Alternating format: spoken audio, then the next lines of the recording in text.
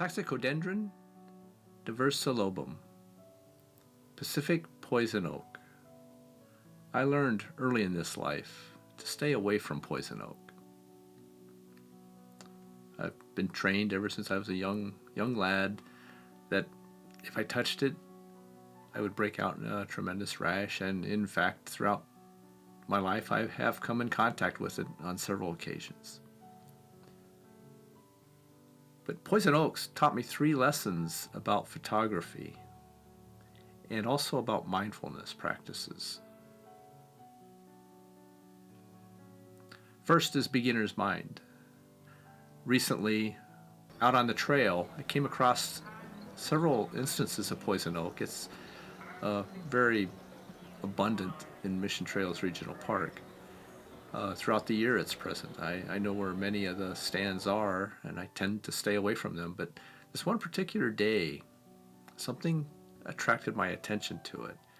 The way the sun was shining on it, the way the light was glistening from the leaves, the brightness, the colors, and the movement within the plant itself. And I adopted a beginner's mind, a certain curiosity. It's like I'd never seen it before, a childlike stance. And I approached it. I got closer, trained my camera on it, went in deeper, and began taking images.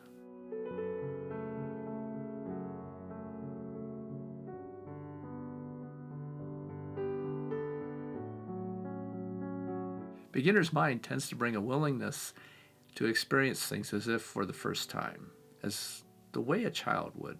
I recently heard a story of a young girl that discovered that if she blended a couple colors together, blue and yellow, she got green. And she got all excited about it. When her father came home from work one day, he was on the phone. He was a stockbroker, and hard for him to wind down at the end of the day. So he's talking on the phone, and she's tugging at his pant leg, trying to get his attention to show him what she discovered.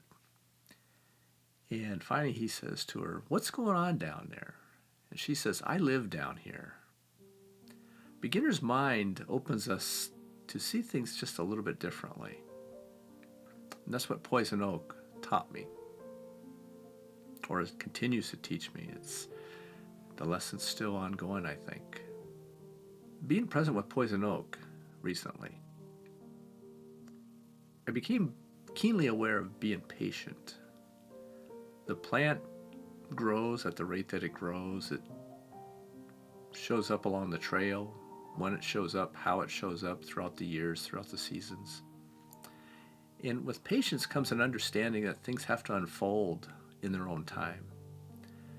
They can't be rushed, and that's the way life is also. No matter how much I may want something to be a certain way, anticipating the arrival of something, it still has to get here on its own time. And adopting patience as a photographer allows me to stay present and to capture images, whether it's movement of an insect or an animal, or maybe even being patient for flowers to start to bloom. They're going to bloom when they bloom. I can't rush them out along the trail. This engagement with poison oak out on the trail also opened me to a stance of being non-judgmental. Certainly not going to judge the poison oak for being poison oak. It is what it is. Yet in one encounter with it, I was leaning in, taking photographs, being mindful not to touch it. My attention was being pulled to a plant right next to it. In fact, the 2 plants were intertwined with each other. This other plant is commonly known. This other plant is commonly known as caterpillar scorpion weed. And it has some color to it, but it also has some interesting features where it was just glowing in the light as the light would hit it. And I was leaning in, moving about to get closer to that plant. Not familiar with it, just never seen it before. Grabbed my attention.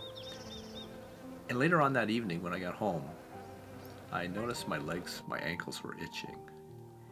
And yes, somehow I came in contact with either the poison oak, or I learned later on that possibly scorpion weeds, and there's many varieties of them, also can cause contact dermatitis. So while leaning in, while being in a beginner's mind orientation, being patient, I ended up with a rash. Not a serious one, didn't take me to the doctor, to the urgent care, or the hospital, but one that kind of was a little bit irritating for a moment or so. Yet, there was no judgment that came with it. Being non-judgmental, not labeling or categorizing my own thoughts about myself or about the plant or about even the photography. Many photographers, myself included, have a wonderful way of criticizing our own products. Once we take a picture, maybe out of focus, maybe blurry, the exposure might not be right, the composition is not right. And it does not take long before those thoughts like that come into, I'm a bad photographer, I did something wrong, etc. like that. That's the labeling, that's the categorizing. To approach something in non-judgmental starts to open me, anyway, to a space of being equanimous, equanimity, balanced. And with that, knowing that I don't always take the best photos. But it also allows me then to sit with why I'm taking photographs to begin with. So this engagement with poison oak recently, the learning that I've opened to along the way, the beginner's mind, patience, and being non-judgmental, is making me a better photographer. And along the lines, the photographs that I am taking seem to have a different quality to them, different characteristics. Maybe I'm seeing the world a little bit different. Maybe I'm seeing tinier things. Several instances, while engaging with the poison oak and the plants around it, I'm also discovering that nature gets smaller and smaller and smaller. All I need to do is be patient and pause to look, to see the tiny, while also looking at the grandeur that comes along with nature.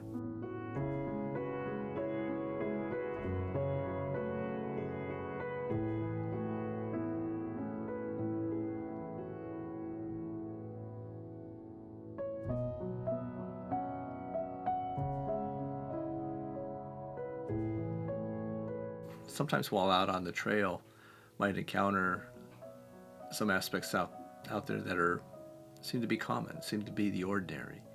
And a thought might show up in my mind. That's just a sparrow, for instance, or that's just a crow or a lizard. When I pause and I open with a beginner's mind, non-judgmentally, it's not just a sparrow or just a lizard. It's this sparrow, this lizard. And in doing so,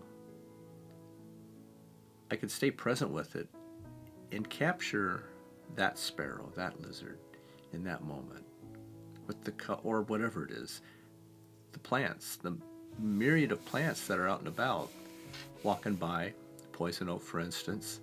It's just a weed, it's just a plant, or no, look at that, it's got beauty and it's a place for life to emerge. And it is life. And not all plants with 3 leaves need to be left alone. This plant here, some locals refer to it as California blackberry. It's also known by some other names. And it's not poisonous. Yet it also has 3 leaves in a configuration similar to poison oak, but different. Knowing the difference can be useful.